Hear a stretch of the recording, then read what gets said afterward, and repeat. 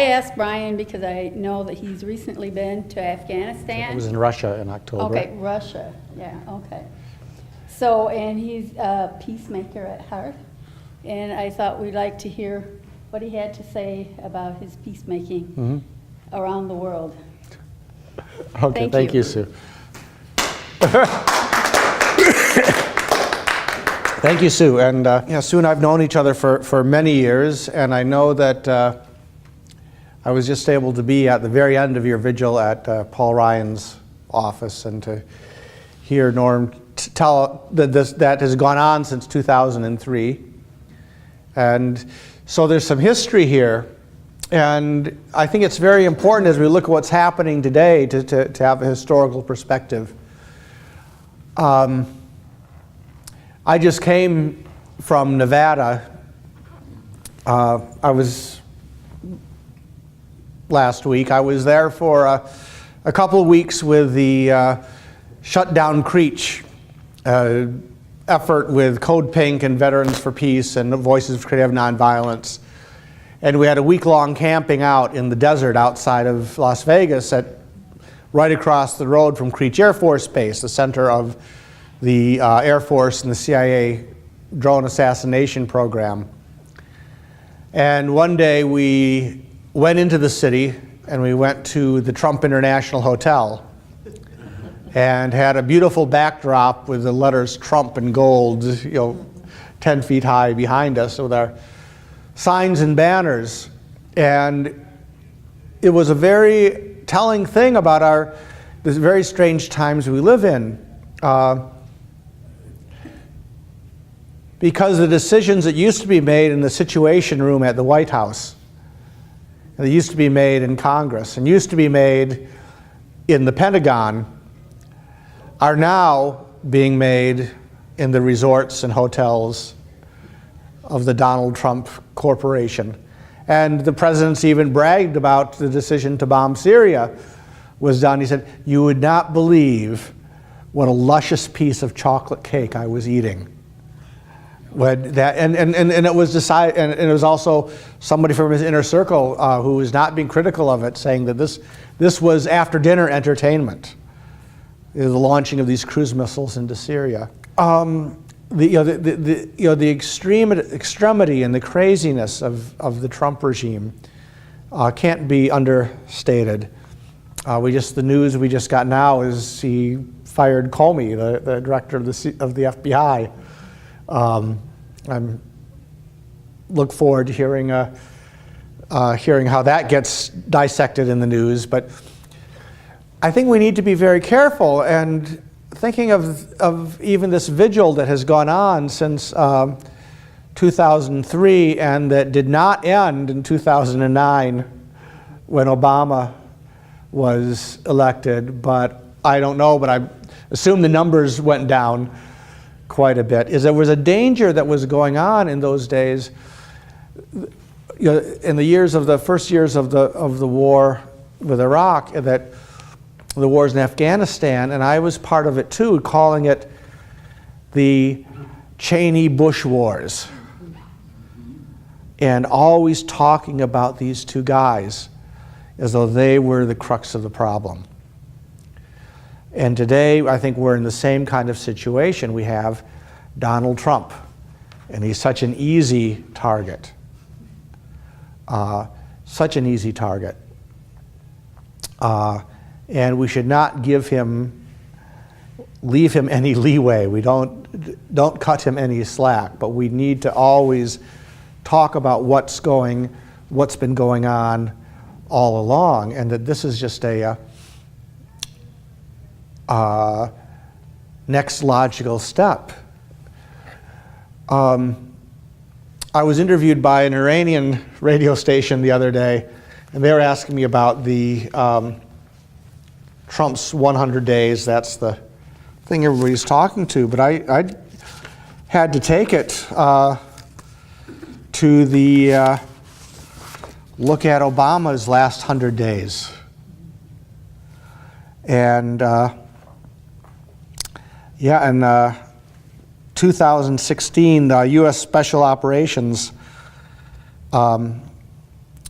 found in 70% of the world's nations. 138 countries we had special forces in. 10 times, 130% increase from the Bush administration. During that time, every day, the U.S. military blasted civilians and combatants with 72 bombs a day, 3 bombs every hour, every 24 hours. And this was under President Obama, without much of a, certainly not much outcry from the people who were in the streets during the Bush years. Certainly not much of an outcry from the hundreds of thousands of people that poured into the streets immediately after President Trump's inauguration. Now, we should be very careful with these folks and honor them and honor their contributions to the movement that we have to have. But this is we need to be very careful to keep calling back to what's been going on. To go back a little bit, even quite a bit further, George Kennan is a name you might know. Yeah. He was best known as a negotiator with the Soviets on nuclear weapons. And his history goes back further. He was in 1948, right after World War II. He wrote a policy paper for the U.S. State Department that I don't think was revealed until the early 70s. It was kept secret, but laying out what's the role the United States is going to play in the world after World War II. And he noted the disparity of wealth that existed at that time, and saw it not as a problem to be solved, how do we fix this, but he saw it as an ideal to be maintained, and maintained at any cost. He noted, we have about 50% of the world's population, of the world's wealth, but only 6.3% of its population.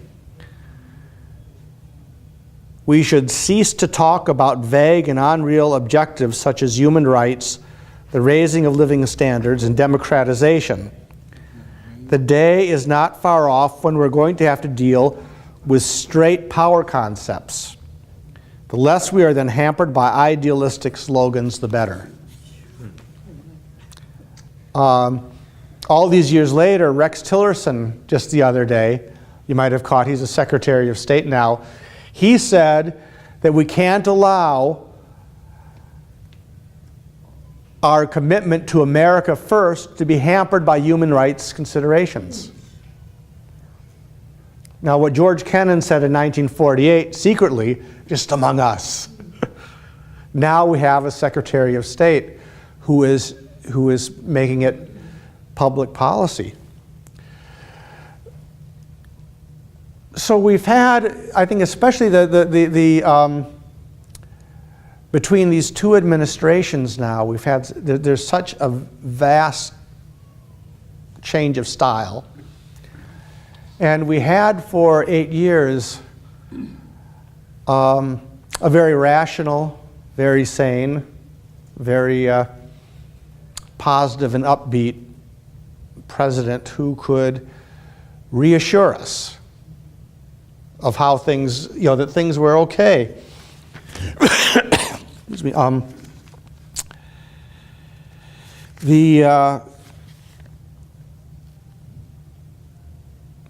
For example, the drone strikes that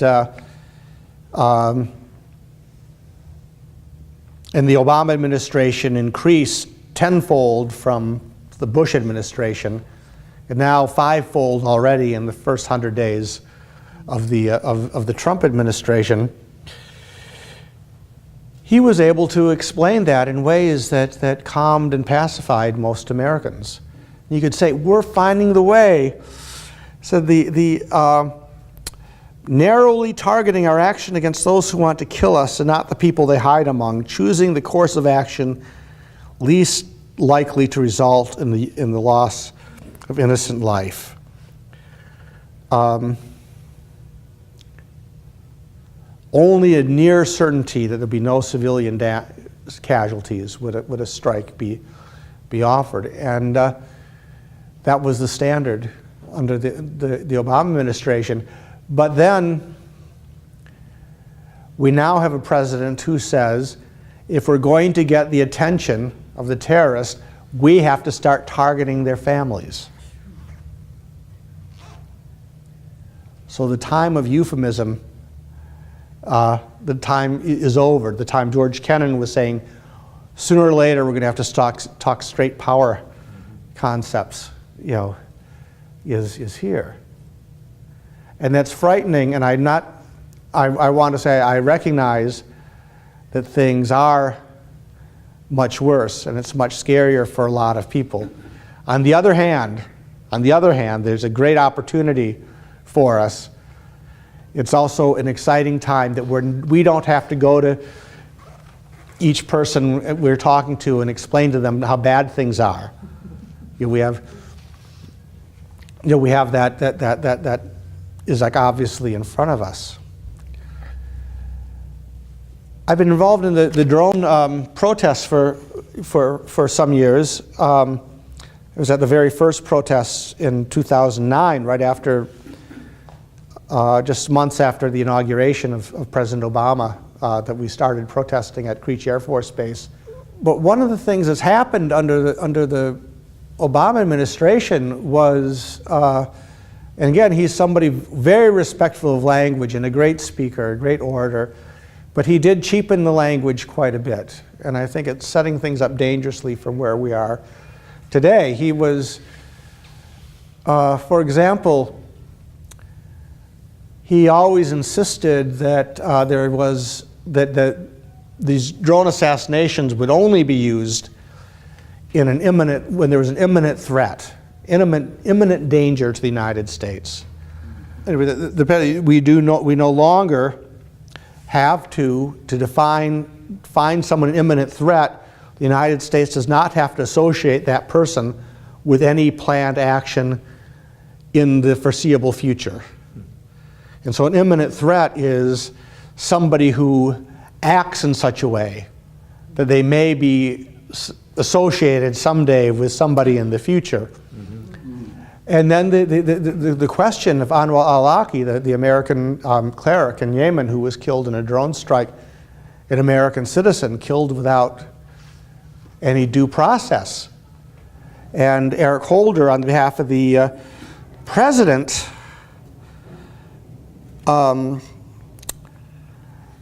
said this, because the president, Obama, said, for the record, I don't believe it would be constitutional for the government to target and kill any U.S. citizen with a drone or a shotgun without due process.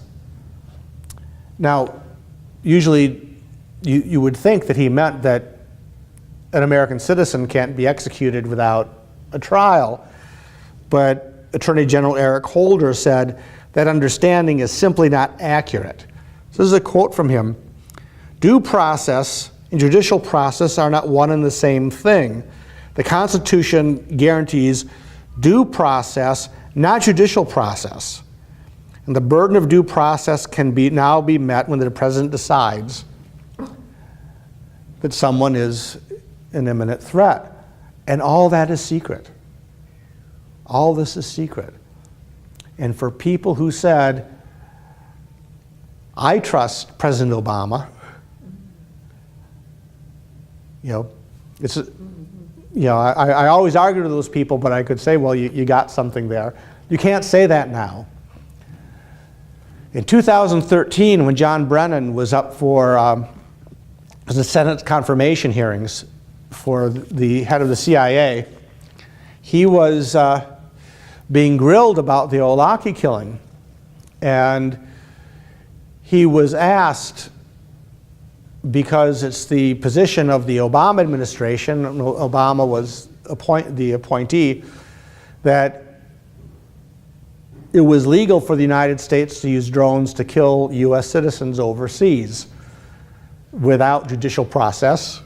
But the precedent that that set is to say that it's a policy matter that the United States doesn't use these drones and hunt down people on the streets of this country. It's a policy matter. And people accepted that under the Obama administration, but it's not a law. Policy is set by the administration. Policy is just the president gets together with his circle and they change policy. That doesn't need any kind of confirmation by any Senate committee or anything. It doesn't have judicial review. It's just a policy change, you know. And so we've set something up, for other people, you know, for other people than we intended it for, or that we thought we could trust with it. So I was in Russia this fall, and I was shortly after coming home, the election, and then all the stuff about the Russians interfering in our election. And I've been watching with great curiosity in these last months. A lot of my friends, good liberal people who a couple years ago wouldn't trust anything the CIA said, now love the CIA. And people I'm surprised at who are,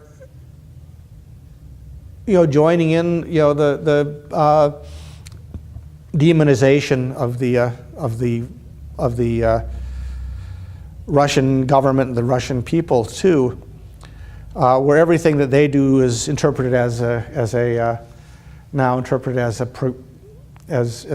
provocative act, and anything we do is just rational, watching out for our own interests. But one thing that interested me while I was there is the Russian people. I think they know their history more than their current events, and people would argue so easily. You know, they know I know that Donald Trump doesn't really have he doesn't really spatially know where to put Andrew Jackson and Frederick Douglass and Susan B. Anthony, and where was the Civil War and all of this. That's the question. Nobody's asking the question, when was the Civil War? You know, well, the Russian people they learn their history very, very well. And they are still arguing, was Ivan the Terrible really terrible? Was Peter the Great all that great? And then in more current history, well, Putin, very controversial. People argue about him openly on all different sides, his foreign, domestic, and everything. Well, I have to say that I think I mostly heard him being treated very respectfully on the foreign policy, but I heard very few people who supported his domestic policy in Russia. Gorbachev, very controversial. People who idealize him and people who despise him. Stalin, people are speaking up for Stalin, you know, in these very hard times for them because things kind of worked. But the one person that nobody liked was Boris Yeltsin. I'm sure there are Russians who love him, but we never got into the penthouses. But what happened with him, and everybody knows this, you know, even people who were virulently anti-communist, there was hardly a person who could remember before 1992 who didn't have some nostalgia for the social safety net, for even the respect for working people, that was general. And there was disparity and there was corruption, but the people who ran the Soviet Union didn't live a hell of a lot better from the common working people. And that's very, very different today. And this is the best, and this is Boris Yeltsin, who carved up not just the Soviet Union, but hundreds and hundreds of years excuse me, of Russian wealth and culture, gave it, pennies on the dollar or kopecks on the ruble to his coterie. And the wealth of a nation just ended up in the hands of a few people. And very traumatic, and to the people, and it's and the country's still reeling from that, and it's difficult to see how they will ever get out from under the financial, the economic destruction Yeltsin did. But if you go back to 1996, he was running for his second term, and the world had the Russians and international observers knew Yeltsin is not going to get reelected. He's at the very, very bottom. No politician has ever been so unpopular. He's like 3% approval rating. And there was, I'm sorry, I don't remember his name, but a Communist Party member from the past who was running for president against him, and all the polls showed him in favor. And there was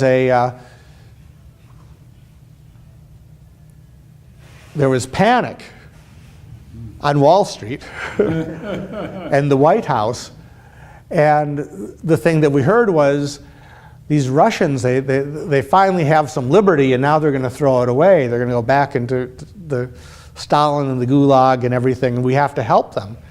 And this is not secret stuff. This was not cloak and dagger. The Endowment for Democracy and the State Department and all these businesses, they got together and they hired big-time public relations firms, and it was the front page of Time magazine that the United States, business and government together, had turned around an election in Russia. And it was seen as a benevolent gift that we gave the Russian people.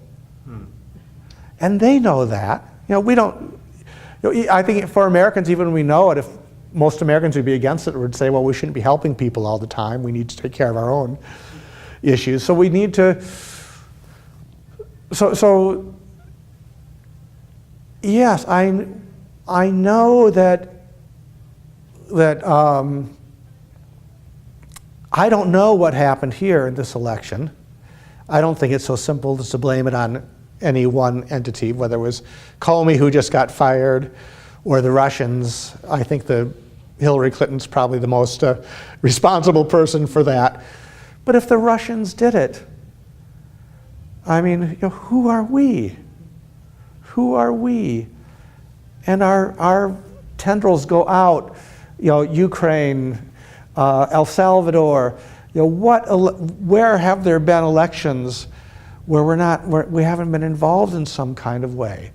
And it's it's not to justify what might be happening, and I don't want to justify anything that Vladimir Putin is doing, and I'm not trying to, and I wouldn't try, if the conversation got there, to exonerate Assad or Saddam Hussein or any of these people. But we have to, as the way Jesus put it about take the plank out of your own eye before you look at the splinter in the other person's eye, is that rather than be thinking now about the Russians, and it's a very, very dangerous time for us to be looking at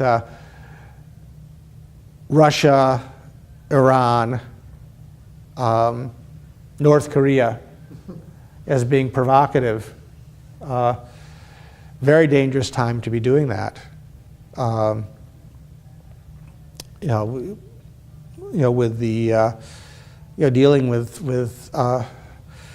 dealing with fire and putting ourselves in a position where, again, while most American people don't realize it, we're probably, many experts would put us, the Bulletin of Atomic Scientists, for example, put us about in the same danger as the time of the Cuban Missile Crisis. So, just what to do. Norm and I were talking in the car about, this is the 50th anniversary this last month was of Dr. King's Beyond War speech. And I think that's very important for us, beyond the Vietnam speech from Riverside Church. And it's a very important, brought up some very, very important points that I think brought him to the last year of his life. That we can't look at our domestic problems without looking at our international and looking at the war. So just at that time, you said, I cannot speak about violence in American streets without speaking about the greatest purveyor of violence in the world, my own government. 1968, too, was a time when we were also talking about the Democratic Convention in Chicago that year, and for both the parties, whether it was Nixon or McGovern or whoever, everyone was talking about the war. As a society, we realized that this war had to end. And everyone was talking about it. This year, this last election, came and went without a ripple. Without a ripple. Even Bernie Sanders, when he was back to the wall and saying, what do you think about this? Drone wars, special operations, more of this and more was his answer. And I think we have, as a people, we've hit a, again, I said we can't blame Bush and Cheney for everything, but Dick Cheney said something very prophetic in 2002, shortly after the war on Afghanistan started. He said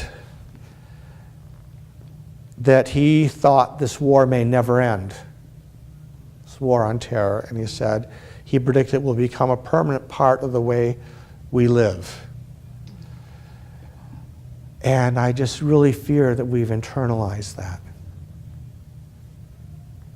And the opportunity that Donald Trump gives us is he has stripped it bare.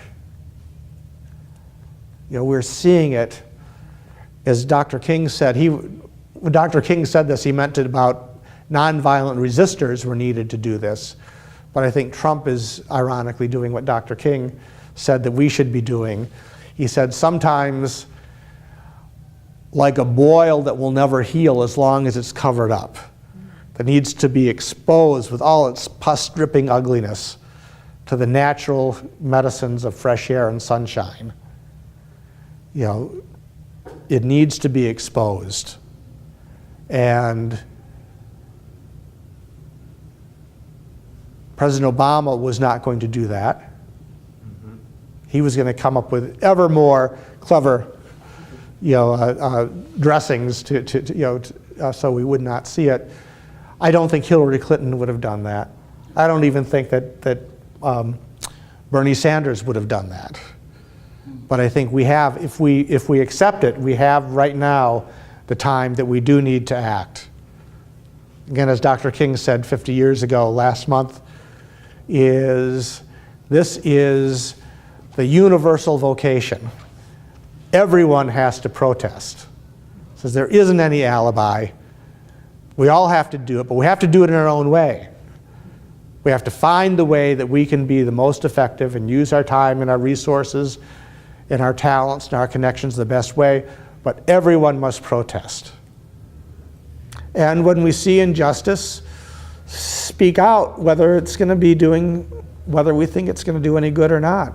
Just by the fact, this is what somebody says, I think Chris Hedges, said, you don't resist a fascist because you can win. You resist a fascist because he's a fascist. Thank you, Brian. Thank you.